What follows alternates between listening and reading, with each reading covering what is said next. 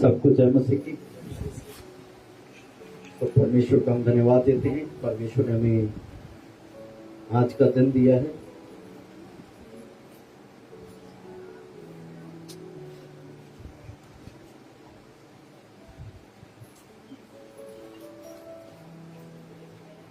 तो ये बहुत बड़ी आशीष की बात रहती है जब हम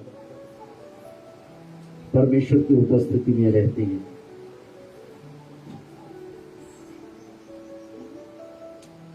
हालेलुया। क्योंकि परमेश्वर की हजूरी में बिताया हुआ एक दिन 1000 वर्ष के बराबर है। कितने वर्ष के? कितने सालों के? 1000 साल के। और जब हम प्रभु की हजूरी में और जब हम प्रभु के लिए समय निकालते हैं तो बड़ी ईमानदारी के साथ बिताएं कि आप जो एक दिन बिता रहे हैं वो सचमुच में परमेश्वर की हजूरी में 1000 साल के समान गिना जाए। Hallelujah, hallelujah. कभी कभी क्या होता है, हम परमेश्वर की हजूरी में रहते हैं, शरीर यहां होता है लेकिन दिल दिमाग कहीं और पहुंचा होता है। तो उससे आपको यहां बैठने से कोई फायदा नहीं। जब भी हम परमेश्वर के सन्मुख आते हैं, हम अपने दिल को खोलें, हम रूह और सच्चाई से उसकी आराधना करें, हम उसको पुकारें, क्योंकि हमारा जब पुकारना है वो परमेश्वर हमारी पुकार को सुन करके उत्तर देगा। वो हमारी सुन करके हमें उत्तर देगा और वो परमेश्वर हमारे लिए बड़े काम को कर सकता है। आज थोड़ा समय परमेश्वर के वचन की ओर बढ़ते हुए हम आगे चलेंगे।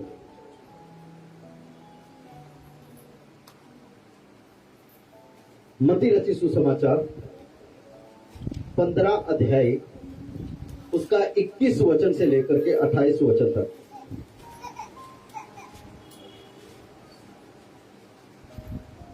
मत्ती उसका 15 अध्याय उसका 21 वचन से लेकर 28 वचन तक। यीशु वहां से निकलकर सूर और सैदा के प्रदेश की ओर चला गया। उस प्रदेश से एक कनानी स्त्री निकली और चिल्लाकर कहने लगी, हे प्रभु, दाऊद की संतान, मुझ पर दया कर। मेरी बेटी को दुष्टात्मा बहुत सता रहा है। और उसने उससे कुछ उत्तर न दिया। तब उसके चेलों ने आकर उससे विनती की, इसे विदा कर, क्योंकि वह हमारे पीछे चिल्लाती हुई आ रही है। और उसने उत्तर दिया, इस्राएल के घराने की खोई हुई भेड़ों को छोड़ मैं किसी के पास नहीं भेजा गया। पर वह आई और यीशु को प्रणाम करके कहने लगी, हे प्रभु, मेरी सहायता कर। उसने उत्तर दिया, लड़कों की रोटी लेकर कुत्तों के आगे डालना अच्छा नहीं। और उसने कहा, सत्य है प्रभु, पर कुत्ते भी वह चूरा चार खाते हैं जो उनके स्वामियों की मेज से गिरता है। इस पर यीशु ने उसको उत्तर दिया, है स्त्री, तेरा विश्वास बड़ा है, जैसा तू चाहती है तेरे लिए वैसा ही हो। और उसकी बेटी उसी घड़ी से चंगी हो गई। आमेन, हालेलुया। तो यहाँ पर हम परमेश्वर के वचन में से जब हम पढ़ते हैं तो परमेश्वर का वचन यहाँ पर एक कनानी स्त्री के बारे में बताता है जो कि यीशु मसीह के पास आती है। और वो उसके यीशु मसीह के पास आने का एक रीजन है। वो रीजन क्या है, वो जब हम आगे चल करके पढ़ते हैं तो हमने इसको पहले भी पढ़ चुके हैं कि उसका आने का एक ही रीजन था कि उसने कहा कि जो उसकी बेटी है उसको दुष्टात्मा तंग करती है। उसकी बेटी दुष्टात्मा के कारण प्रॉब्लम में है, समस्या में है। वो अपनी बेटी की चंगाई के लिए, अपनी बेटी के छुटकारे के लिए यीशु के पास आती है। पर यहाँ पर जो बातचीत होती है उसको बड़े ध्यान से आपने पढ़ना है और ध्यान में रखना है कि जो बातचीत यहाँ पर होती है, कभी कभी हम भी एक बार प्रार्थना करके छोड़ देते हैं और कहते हैं प्रभु ने मेरी प्रार्थना को नहीं सुना और नहीं उत्तर दिया। कभी कभी हमें लगातार कुछ विषयों के लिए हमें प्रार्थना करनी पड़ती है ताकि परमेश्वर हमारी प्रार्थनाओं का उत्तर दे। ऐसा नहीं कि परमेश्वर हमारी प्रार्थनाओं को अनसुना करता है, परमेश्वर हमारी प्रार्थनाओं को अनसुना नहीं करता है, लेकिन कभी कभी परमेश्वर हमारे विश्वास को बढ़ाने के लिए कुछ देर जरूर करता है। क्या हम विश्वास में बने रहते हैं? जब विश्वास में टिके रहते हैं तो यहीं पर हमारी चंगाई पाने का जो असली जरिया है इसी जगह पर है। हालेलुया। यदि आज यहाँ पर आप में से कुछ लोग यहाँ पर हैं जिनके घर में, जिनके परिवार में, जहाँ हम में से कोई ऐसा है जो रोगी है, प्रार्थना किए हैं लेकिन प्रार्थनाओं का उत्तर नहीं मिला, अभी तक भी बीमारी की हालत में है, तो मैं आपको इनकरेज करना चाहता हूँ, आज पुकारना शुरू करिए। हो सकता है जब तक आप यहाँ पर बैठे हैं लगातार यीशु के साथ बात करते रहें और वो भी आपके साथ बात करेगा। और याद रखना, जब आप पुकारेंगे यीशु को और आप उसके नाम को पुकारेंगे, आप यहाँ से अपनी बीमारी के साथ नहीं जाएंगे बल्कि यीशु की दी हुई चंगाई से आप यहाँ से जाएंगे। हालेलुया। चाहे आपके घर में, चाहे आपके परिवार में कोई बीमार पड़ा है वो भी चंगा हो जाएगा, लेकिन आपको लगातार यीशु के साथ जुड़े रहना है। हालेलुया। ज्यादातर लोग अपने चमत्कार को खो देते हैं, अपनी चंगाई को खो देते हैं। वो सिर्फ इतना ही चाहते हैं कि प्रभु यीशु तू दया कर। बस कुछ लोग चाहते हैं प्रभु यीशु तुम मुझे एक बरकत दे दे, प्रभु यीशु तुम मुझे वीसा दे दे, प्रभु यीशु तुम मुझे जॉब दे दे, ये प्रभु यीशु तुम मेरे घर के माहौल को, बस यहाँ तक सीमित है, इससे आगे कुछ नहीं चाहते हैं। मैं आपको एक बात बताना चाहता हूँ आज इस वक्त, चाहे आप कैसी भी हालत में है, किसी भी परिस्थिति में क्यों नहीं आए हैं, आपकी सोच क्यों कोई भी क्यों ना हो, लेकिन परमेश्वर आपकी सोच को बदलेगा, आपके विश्वास को बढ़ाएगा और आपके जीवन में भी अद्भुत काम करेगा। हालेलुया। हालेलुया की आवाज नहीं आ रही, लगता था कि हालेलुया। Praise the Lord. आपके हालेलुया से और आमीन से ही पता लगता है कि आप कितना रिसीव कर रहे हैं, कितना आपको समझ में आ रहा है। हालेलुया। क्या होता है कि हम बिल्कुल शांत बैठे रहते हैं तो पता चलता है कि आप यहाँ नहीं हैं। जो लोग बिल्कुल शांत रहते हैं, हालेलुया नहीं बोलते, आमीन नहीं बोलते हैं ना, वो पता चलता है कि वो यहाँ पर, कितने लोग यहाँ पर नहीं है? हाथ उठाएं। सब यहीं पर है। हालेलुया। तो मैं इसको थोड़ा सा लेकर चलना चाहता हूं। सबसे पहले कुछ बातों को आपके दिमाग में रखना है कि परमेश्वर हमारे लिए बड़े काम कर सकता है, पर जो हमारा विश्वास है वो सही होना चाहिए। कुछ लोगों का विश्वास परमेश्वर पर नहीं होता है, कुछ लोग परमेश्वर के वचन पर विश्वास नहीं करते हैं, कुछ लोगों को पता नहीं कि हमारी आशीष का, हमारी चंगाई का जो स्रोत है वो कौन है। मैं थोड़ा सा एक्सप्लेन करना चाहता हूं इस चंगाई के मैटर को लेकर के, चंगाई के कुछ वचनों को लेकर के कुछ बातों को मैं आपके सामने रखूंगा। लेकिन सबसे पहले हमारी चंगाई जो हमें नहीं मिलती है उसका जो फर्स्ट पॉइंट रहता है उसकी ओर ध्यान देंगे। यीशु मसीह चंगा करने वाला है। बाइबल बताती है, परमेश्वर के वचन में परमेश्वर कहता है मैं तेरा चंगा करने वाला परमेश्वर यहोवा हूं, जो रोग मैंने मिस्रियों पर डाले वो तुम पर ना डालो। बाइबल बताती है कि उसके कोड़े खाने से हम सबके सब कैसे चंगे हो गए, क्योंकि उसने कोड़े खाए हैं कि हम चंगे हो जाएं। वो यहोवा राफा है, वो चंगाई देने वाला है, वो चंगा करने वाला परमेश्वर है। पर जो विश्वास के साथ उसके पास आता है वो चंगाई पाता है, वो छुटकारा पाता है।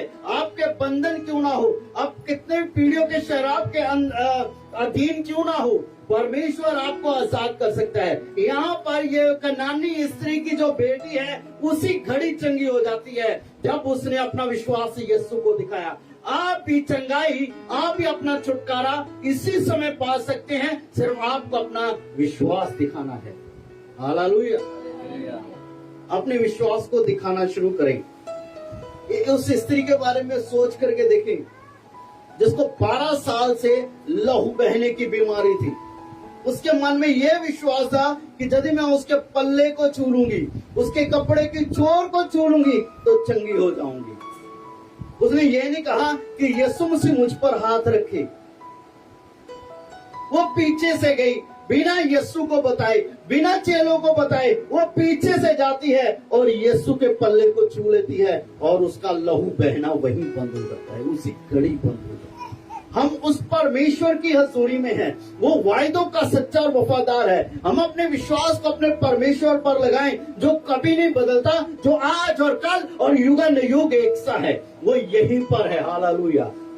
वो आपकी पुकार को जानता है, वो आपके विश्वास को जानता है, वो जानता है आप क्या चाहते हैं। उसको पता है कि आपके मन में क्या है, उसको पता है कि आपके जीवन में क्या चल रहा है, उसको पता है आप कहाँ फंसे हुए हैं, उसको पता है कि आपके जीवन में जो विचार है, जो सोच है वो क्या है, वो सब बातों को जानता है। हालेलुया। उससे कुछ भी छिपा हुआ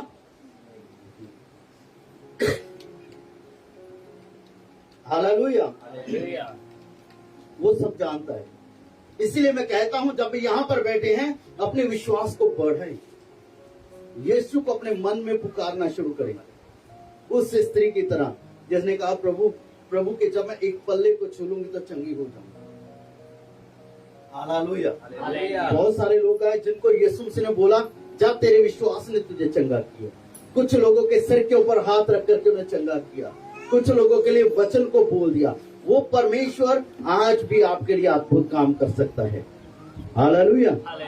थोड़ा सा हम लेकर के चलेंगे, हम चंगाई क्यों नहीं पाते हैं। ठीक है, फर्स्ट रीजन, हमारे चंगाई ना पाने का पहला कारण जो आज के समय में हम नहीं करते हैं। इसका 21 वचन दोबारा पढ़िए।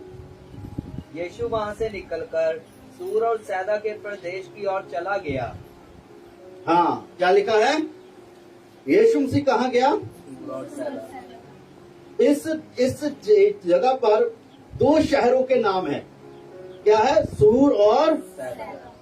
यीशु मसीह सूर और सैदा के शहर की ओर बढ़े। हाँ, फिर आगे। उस प्रदेश से एक कनानी स्त्री निकली। वो वहां से कौन निकली है?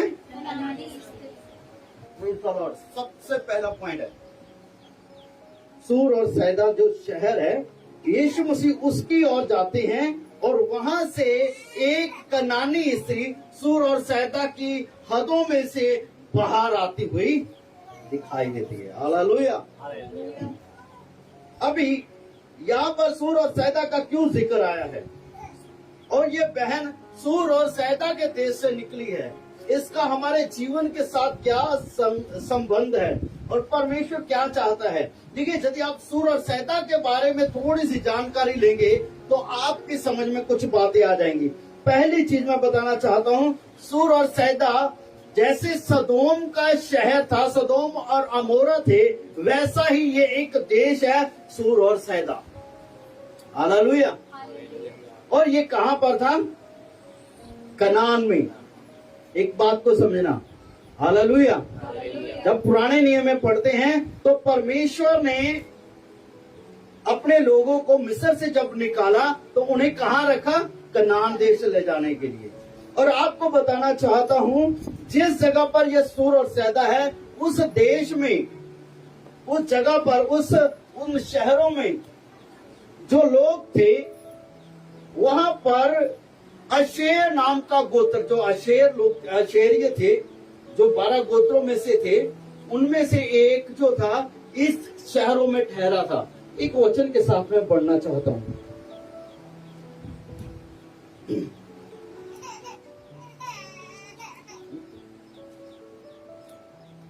न्यायों की पुस्तक 10 अध्याय उसका 6 वचन पढ़ना।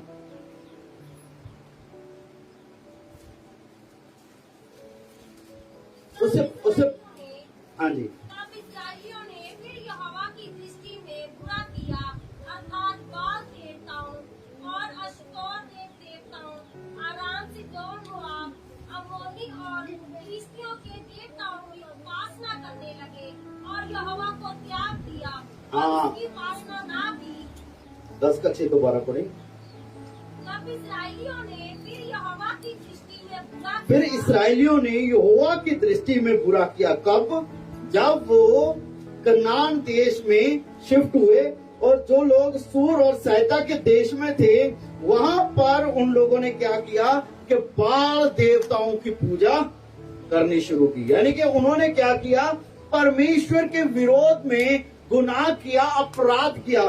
जो लोग सूर और सैदा के लोग थे, जो काम वो करते थे, वही काम इन चुने हुए लोगों ने, जिनको परमेश्वर पहले से गुलामी में से निकाल करके लेकर आया, जब वो सूर और सैदा के देश में पहुंचे, वहां जाकर के वो लोग उनके जैसे ही बन गए।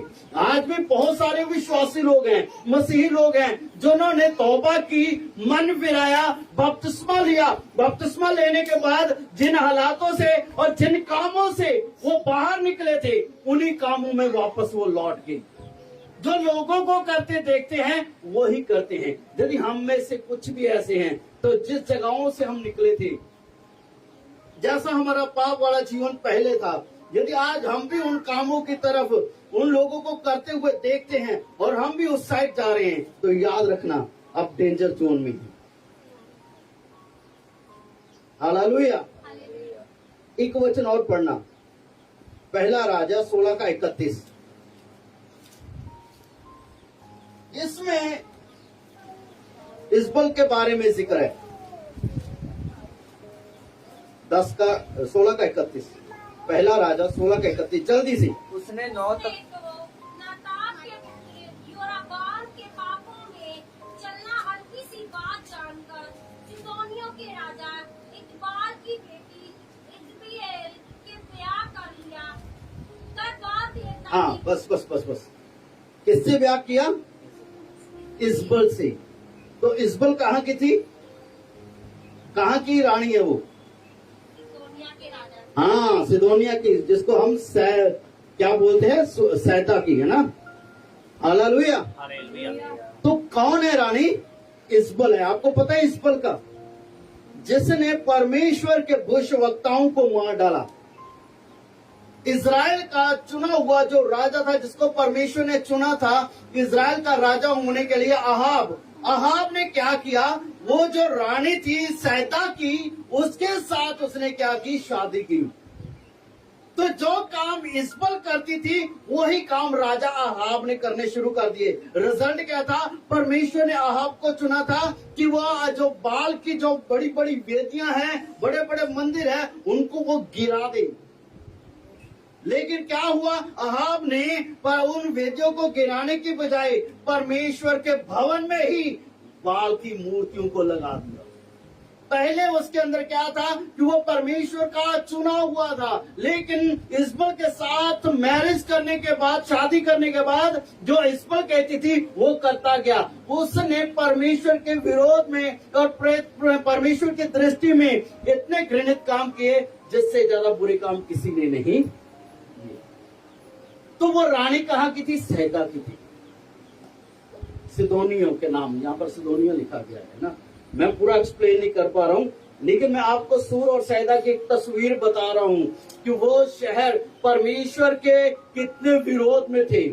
उनके काम परमेश्वर की नजर में कितने घिनौने थे, और परमेश्वर की नजर में वो इतने घिनौने थे कि परमेश्वर वहां के लोगों को भी नाश करना चाहता था। आगे बढ़े, लूका रचित सुसमाचार 10 अध्याय 13 और 14 वचन।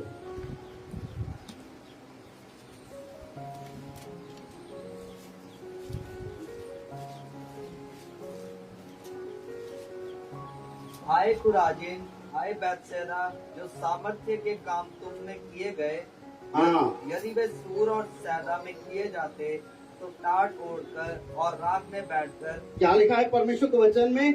हाय खुराजीन, हाय बैतसैदा, जो काम तुझ में किए गए, यदि उसमें से कुछ काम ही सूर और सैदा में किए जाते तो वहां के लोग टाट पहन करके परमेश्वर की ओर मन फिराते। हालेलुया।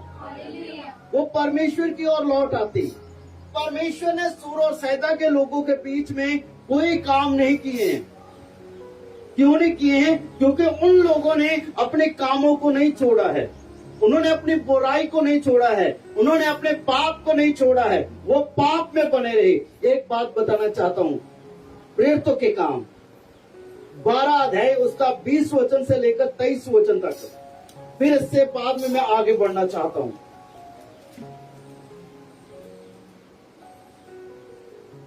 हेरोदेस सूर और सैदा के लोगों से बहुत अप्रसन्न था। हाँ, क्या लिखा है परमेश्वर के वचन में? देखिए, दोबारा सूर और सैदा का जिक्र आता है प्रेरितों के काम के पुस्तक में। क्या लिखा है? दोबारा पढ़ना। हेरोदेस सूर और सैदा के लोगों से बहुत अप्रसन्न था। अप्रसन्न था, यानी कि क्या लिखा है परमेश्वर के वचन में? कि जो राजा हेरोदेस है वो सूर और सैदा देश के लोगों से क्या था? वो अप्रसन्न, प्रसन्न नहीं था, वो खुश नहीं था। क्या था? वो अप्रसन्न था ना। फिर आगे, इसलिए वे एकचित्त होकर उसके पास आए। जब सूर और सैदा के लोगों ने देखा कि राजा हेरोदेस उनके कामों को पसंद नहीं करता है, उनके जीवनों को पसंद नहीं करता है, तो उनसे नफरत करता है, तो वो लोग एक मन होकर के कहाँ आए?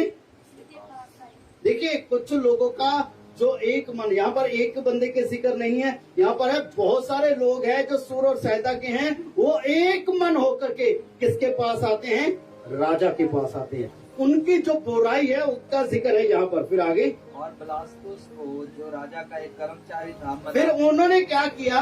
सूर और सैदा के देश के लोगों ने क्या किया कि जो राजा का एक कर्मचारी था, जो राजा के करीब था, उन्होंने उस कर्मचारी जिसका नाम बलास्तुस था उसको पकड़ा, उससे बात की कि हमारी जो मुलाकात है वो राजा हेरोदेस से करवा दे। कभी कभी हमें भी किसी से मिलना हो तो हम बीच में कोई ना कोई विचोला रखते हैं कि चल यार, हमारी उसके साथ झगड़ा हुआ है, हम उसके साथ हमारा समझौता करा दे।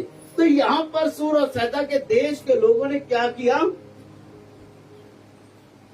कि राजा के कर्मचारी को पकड़ा कि राजा के साथ हमारी एक मुलाकात करवा दे। फिर आगे, ठहराए हुए दिन हेरोदेस राज वस्त्र पहनकर, ठहराए, जिस दिन राजा ने टाइम दे दिया, उनको समय दे दिया, तो उस दिन जो ठहरा दिया गया था, राजा अपने वस्त्र पहने हुए क्या हुआ? सिंहासन पर बैठा। फिर आगे, और उनको व्याख्यान देने लगा। हाँ, तब लोग पुकार उठे, यह राजा अपने सिंहासन पर बैठा और लोग जो थे सूर और सैदा के, वो राजा से मिलने के लिए आए। तो बाइबल बताती है राजा ने उनके साथ बात करनी शुरू कर दी।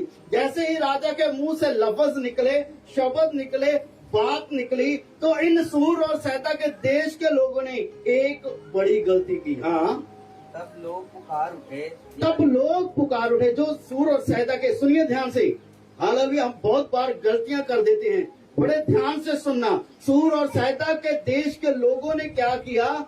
जब राजा की आवाज को सुना तो उन्होंने एक मस्का लगाया, एक झूठ बोला, और झूठ ऐसा था कि उन्होंने राजा को परमेश्वर का दर्जा दे दिया। हाँ, पढ़ना। यह तो मनुष्य का नहीं, ईश्वर का शब्द। क्या कहा यहाँ पर कि ये मनुष्य का नहीं, ये इंसान का नहीं, ये तो ईश्वर का शब्द। हालेलुया। उन्होंने राजा को क्या पदवी दे दी कि ये तो परमेश्वर का है, ये तो ईश्वर की आवाज है जो राजा ने बोली है। उन्होंने सोचा कि शायद राजा इस बात से पसंद होगा, वो खुश होगा और हमारे साथ मेल मिलाप कर ले। उन्होंने राजा को खुश करने के लिए राजा को उठाया और परमेश्वर की पदवी पर बिठा दिया। तो रिजल्ट क्या निकला? उसी समय प्रभु के एक स्वर्गदूत ने, उसी समय एक स्वर्गदूत आया, स्वर्गदूत ने तुरंत उसे मारा। हाँ, किसको मारा? सुनिए ध्यान से। हालेलुया। किसको मारा? किसने मारा? Praise the Lord, hallelujah. किसने किसको मारा? स्वर्गदूत ने किसको मारा? सूर और सैता के देश के लोगों को। किसको मारा? नहीं, ध्यान से पढ़ो क्या लिखा है। इसी वचन को दोबारा पढ़िए जल्दी। तब लोग पुकार उठे, यह तो मनुष्य का नहीं ईश्वर का शब्द है। हाँ, उसी क्षण प्रभु के एक स्वर्गदूत ने तुरंत उसे मारा, उनको नहीं मारा। किसको मारा? जिसका मन फूल गया, जिसने परमेश्वर की जगह ले ली। हालेलुया। सुनिए ध्यान से, राजा हेरोदेस की बात हो रही है। तो लिखा है एक स्वर्गदूत आया और उसने राजा को मारा, क्योंकि राजा का मन फूल गया। और रिजल्ट क्या हुआ कि वो परमेश्वर की जगह पर और परमेश्वर की महिमा को लेने के लिए खड़ा हो गया। क्या लिखा है कि ये तो मनुष्य का शब्द नहीं, ये तो ईश्वर का शब्द है। और जैसे ये जो शब्द थे उसके कानों में पड़े, उसी समय वो फूल गया। और क्या हुआ? उसी समय लिखा है स्वर्गदूत आया, स्वर्गदूत ने उसे मारा। फिर आगे, क्योंकि उसने परमेश्वर को महिमा ना दी क्योंकि उसने परमेश्वर को महिमा ना दी। हाँ, फिर और वह कीड़े पड़ के मर गया। कैसे मरा वो? उसी क्षण। हालेलुया। उसी समय वो क्या हो गया? उसको कीड़े पड़ गए और वो मर गया। कभी कभी हम लोग भी परमेश्वर की जगह ले लेते हैं, जब हम परमेश्वर की जगह दूसरों को दे देते हैं। बहुत सारे लोगों के जो जीवनों में है ऐसे काम हो जाते हैं, वो परमेश्वर का कम नाम लेते हैं लेकिन अपने पास्टर का ज्यादा नाम लेते हैं।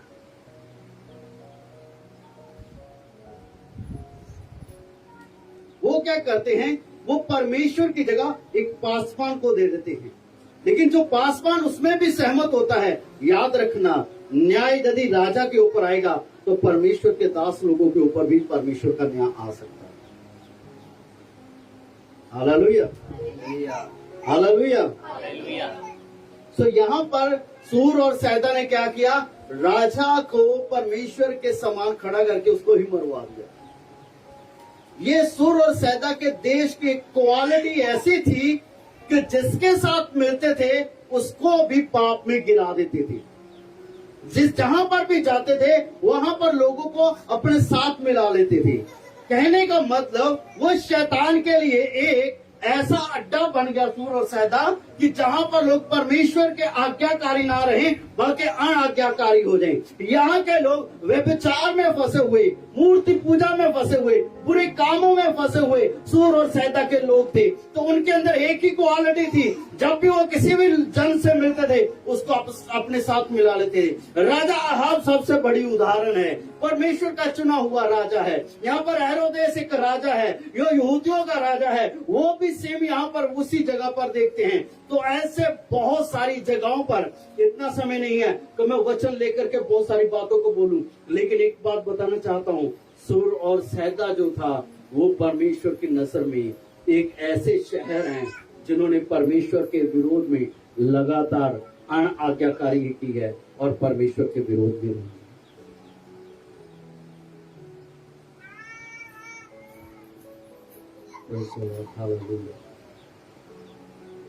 हालेलुया। हम बड़े ध्यान से सुने, नहीं तो एक बात याद रखना, हम परमेश्वर के वचन को ध्यान से नहीं सुनेंगे ना तो हम परमेश्वर के वचन का आदर नहीं कर रहे हैं। हालेलुया।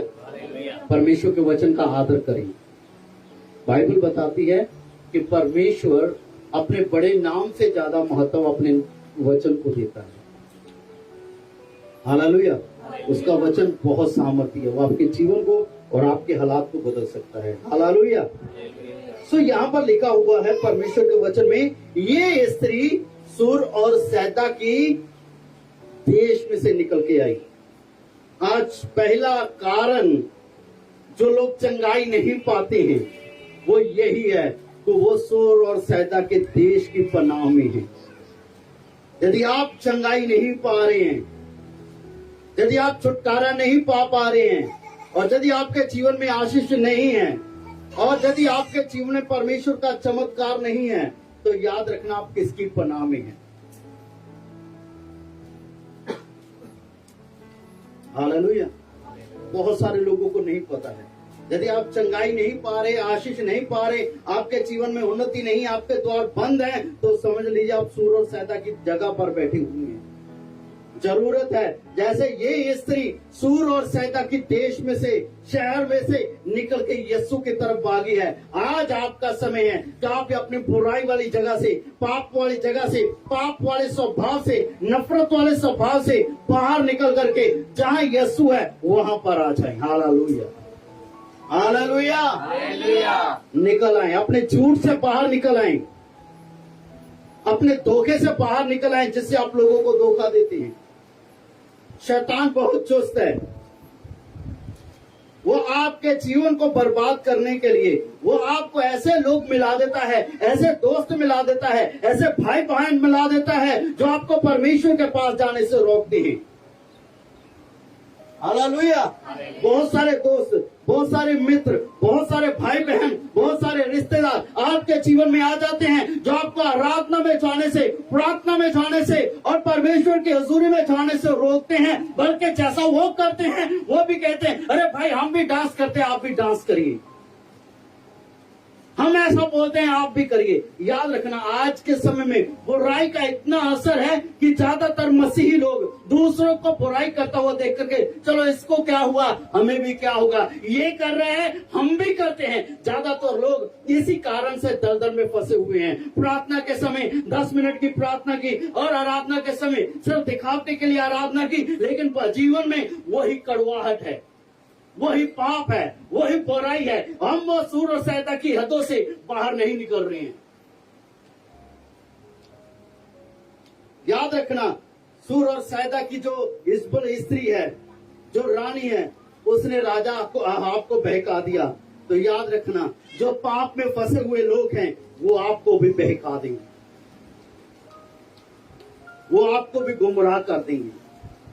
बहुत सारे लोग हैं, बहुत सारे विश्वासी, बहुत सारे मुस्लिम लोग अपनी चंगाई को और अपनी आशीष को कहां से पाना है हमें पता ही नहीं है। एक दुनियावी से बंदे जिसका खुद का चरित्र सही नहीं है, जिसका खुद का जीवन सही नहीं है, वो दूसरों को कहते हैं चल आजा मैं बताता हूँ कैसे चंगाई पानी है, आजा मैं बताता हूँ कैसे छुटकारा पाना है, मैं बताता हूँ कैसे क्या करना है। वो लोग ऐसे बातें करते हैं जैसे आपको यहीं पर स्वर्ग दिखा देंगे। कभी किसी के बहकावे मत आए। बाइबल बताती है, नीति वचन 27 का 8 में पढ़िए।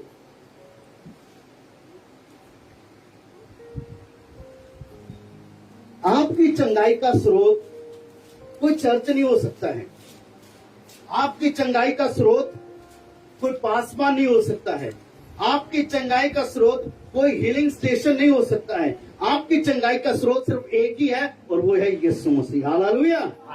आपकी जो चंगाई का, आपकी आशीष का, आपके छुटकारे का एक ही स्रोत है यीशु मसीह। कभी भी यीशु मसीह वाली जगह किसी बंदे को नाम मत दे।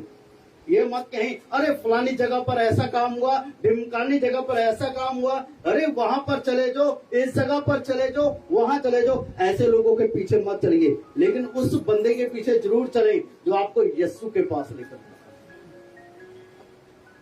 हालेलुया। हाँ पढ़ना।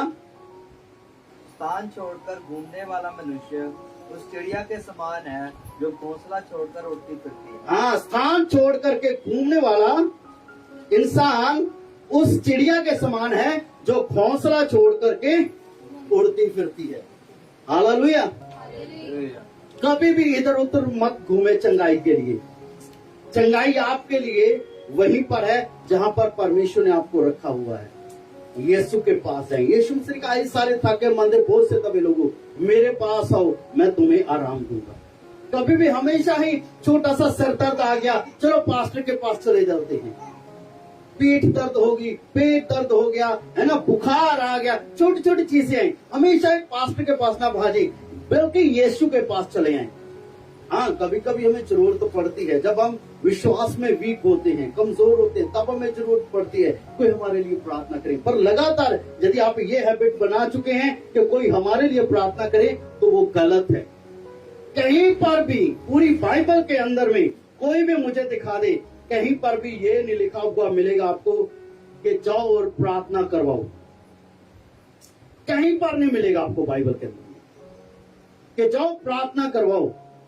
सिर्फ बल्कि ये लिखा है प्रार्थना कर, तू मुझे पुकार मैं तुझे उत्तर दूंगा, मांगो तो तुम्हें दिया जाएगा, ढूंढो तो तुम पाओगे, खटखटाओ तुम्हारे लिए खोला जाएगा। सिर्फ इतना जरूर लिखा है, एक दूसरे के लिए प्रार्थना करते रहो। क्या लिखा है? जो बंदा 24 घंटे यही रहता है ना, और फलाने भाई मेरे लिए दुआ करते, फलानी बहन मेरे लिए दुआ करते, फलाने प्रभु के दास मेरे लिए, वो कभी जिंदगी में आशीष नहीं पाती। वो थोड़े समय के लिए चंगाई पाएंगे, लेकिन उनका विश्वास कमजोर रहेगा। उनकी जो जड़ है वो परमेश्वर के वचन में मजबूत नहीं होगी, वो परमेश्वर में बलवान नहीं होंगे, वो विश्वास के अच्छे योद्धा नहीं बन सकते, वो प्रार्थना के योद्धा नहीं बन सकते हैं, जो हमेशा दूसरों की प्रार्थनाओं पर डिपेंड रहते हैं। इसलिए यीशु मसीह आपकी चंगाई का स्रोत है। कभी भी उस स्रोत को छोड़ करके इधर उधर मत भागे। यहूदा की किताब उसका एक ही अध्याय है, उसका 12 और 13 वचन पढ़िए। मैं वापस अपने मैसेज की तरफ लौट रहा हूं, बिल्कुल लास्ट में हम पहुंच रहे हैं।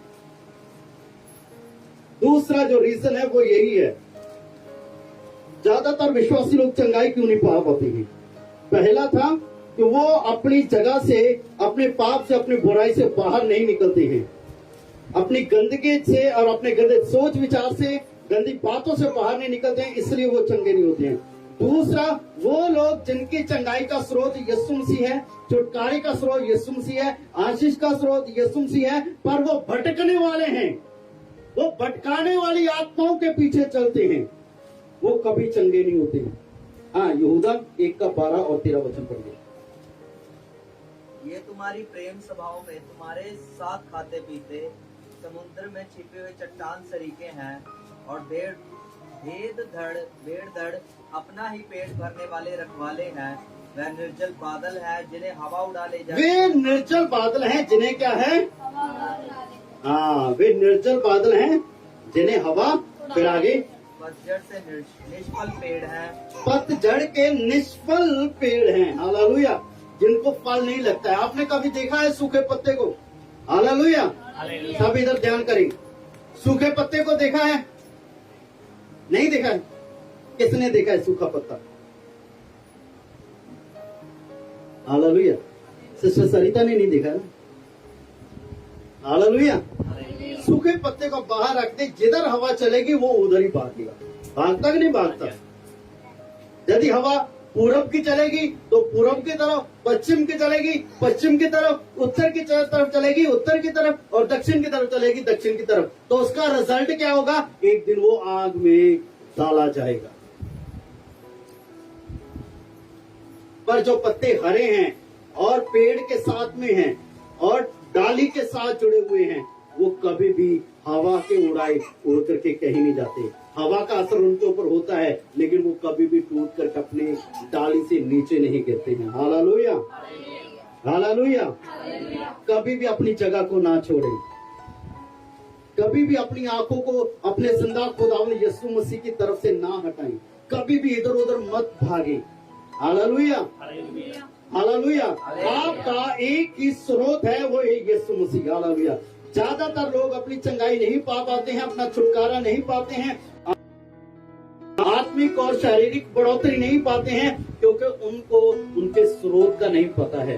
वो बहते हुए सोते को छोड़ करके नालियों का, कुओं का और गड्ढों का पानी पीते हैं। वो कभी बहते हुए सोते को मत छोड़े, उसकी करते हैं। वापस हम मत्ती रचित सुसमाचार 15 का 21 से 28 वचन में आ जाएंगे। मैं जल्दी से बंद करने वाला हूं। जब वो बहन सुर और सैदा से निकली तो उसने क्या किया? उसने पुकारा,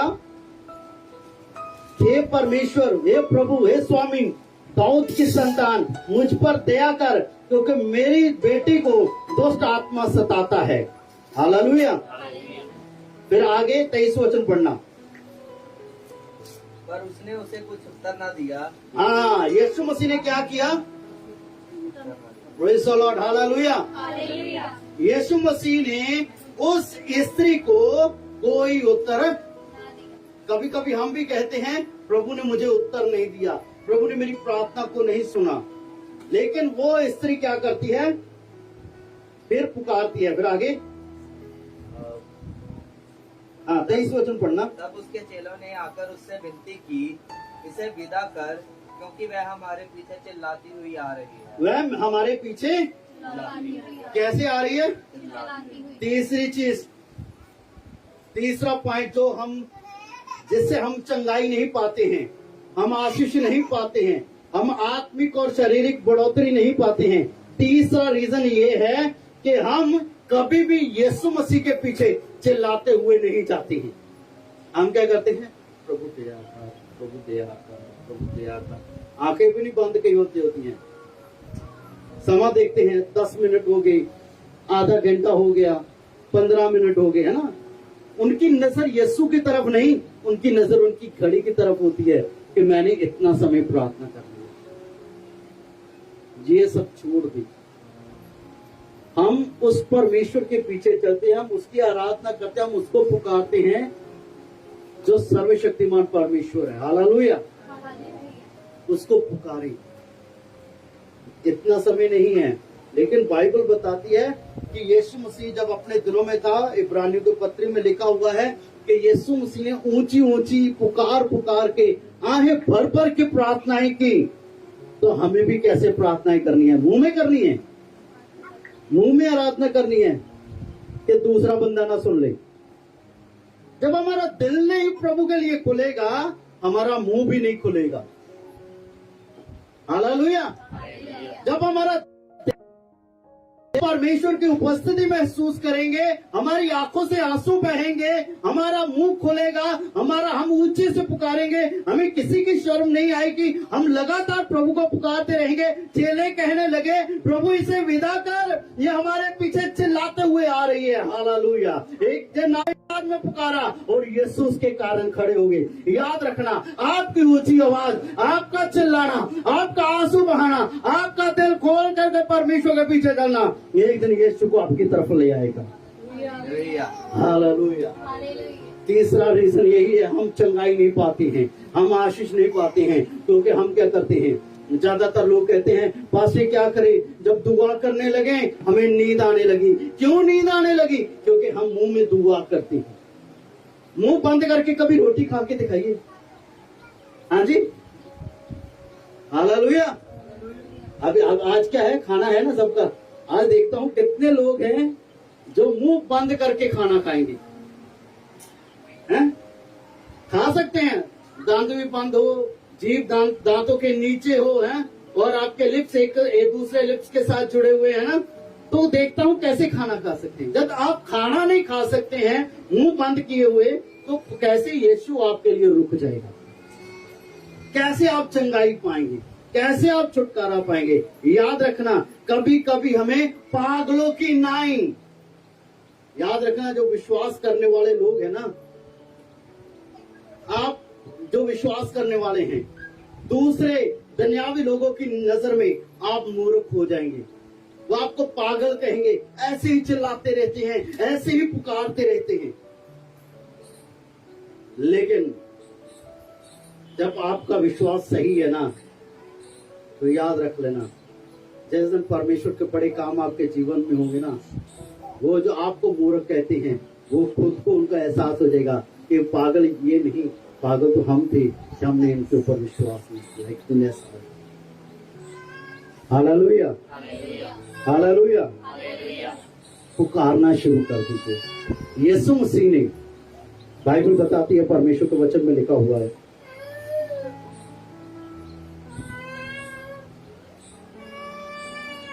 इसका 24 वचन पढ़ना। उसने उत्तर दिया, हाँ जी, इजराइल के घराने की खोई हुई भेड़ों को छोड़ मैं किसी के पास नहीं भेजा। यीशु मसीह ने कहा कि मैं इस्राएल की चुनी हुई भेड़ों को छोड़ करके किसी के पास, हालेलुया, यीशु मसीह किसके लिए आया है? चुनी हुई इस्राएल की चुनी हुई भेड़ों के पास में। हालेलुया। यीशु मसीह किसके लिए आया है? चुने हुए लोगों के लिए। याद रख लेना, यीशु मसीह ने क्रूस पर जान दे करके, आपके लिए लहू बहा करके, आप जो परमेश्वर से दूर थे, आप जो परमेश्वर के संतान नहीं थे, आप जो पाप में थे, आप जो बुरी संगति में थे, आप जो बुरे कामों में थे, आपके लिए यीशु मसीह ने लहू बहा करके, बाइबल बताती है यूहन्ना रचित सुसमाचार में कि जितनों ने उस पर विश्वास किया, उसको अपना प्रभु ग्रहण किया, उनको परमेश्वर ने अपनी संतान होने का अधिकार दिया। तो अब क्या है? हम संतान है।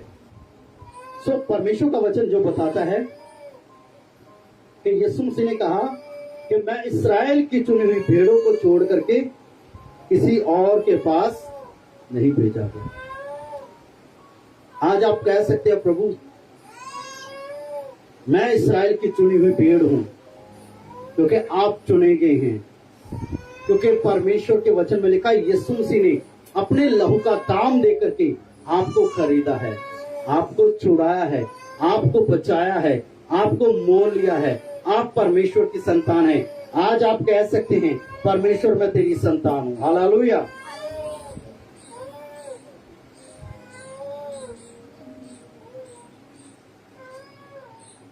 Praise the Lord. हालेलुया।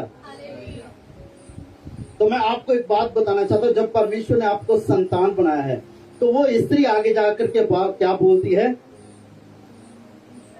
हाँ, 25 वचन। पर वह आई और यीशु को प्रणाम करके कहने लगी। हाँ, लिखा है, इंग्लिश की बाइबल में लिखा है, the woman came and knelt before him, यानी कि वो परमेश्वर के सामने, यीशु के पास आई और यीशु के सामने उसने घुटने टेक लिए और उसे सजदा किया। फिर कहा, हे प्रभु मेरी सहायता कर। उसने कहा, हे प्रभु मेरी। Praise the Lord. हालेलुया। जब तक हम परमेश्वर के सामने घुटने नहीं टेकते ना, और उसको नहीं पुकारते हैं, प्रभु हम पर दया कर, तब तक चौथा रीजन है, प्रभु को पुकारे, उसके साथ बात करें, प्रभु तुम मुझ पर दया कर, उसके सामने घुटने टेकिए और उसको कहें, प्रभु मुझ पर दया कर। ये स्त्री चेलों के आगे तो नहीं गिरी। हालेलुया। चेलों के आगे गिरी है, चेलों के आगे घुटने टेके हैं, ये यीशु मसीह के आगे इसने घुटने टेके हैं। तो यीशु मसीह के साथ उसके साथ बात हुई। फिर आगे 26 वचन। उसने उत्तर दिया, लड़कों की रोटी लेकर कुत्तों के आगे डालना अच्छा नहीं है। हाँ, क्या लिखा है? लड़कों की रोटी लेकर कुत्तों के आगे डालना। मैं आपको बताना चाहता हूँ, चंगाई जो है परमेश्वर के बच्चों का अधिकार है। हालेलुया। चंगाई परमेश्वर के बच्चों का अधिकार है। जो परमेश्वर के बच्चे नहीं हैं, ये चंगाई उनके लिए नहीं है। यदि आप परमेश्वर के बच्चे हैं, आप परमेश्वर पर विश्वास करते हैं, तो अपनी बुराई वाली जगह को छोड़ दे, अपनी पाप वाली जगह को छोड़ दे, और जैसा यीशु मसीह के पीछे चलना चाहिए वैसा हम चले। मैं बड़े शॉर्ट में आगे बताना चाहता हूँ। फिर आगे उसने कहा, सत्य है प्रभु, पर कुत्ते भी वह चूर-चार खाते हैं जो उनके स्वामियों की मेज से गिरते हैं। देखिए कैसा विश्वास है। उसने कहा, प्रभु जो बच्चों की मेज से नीचे गिरता है वो भी कुत्ते खाते हैं। उसने अपने आप को नम्र किया। 5वां स्टेप है ये, अपने आप को नम्र करें।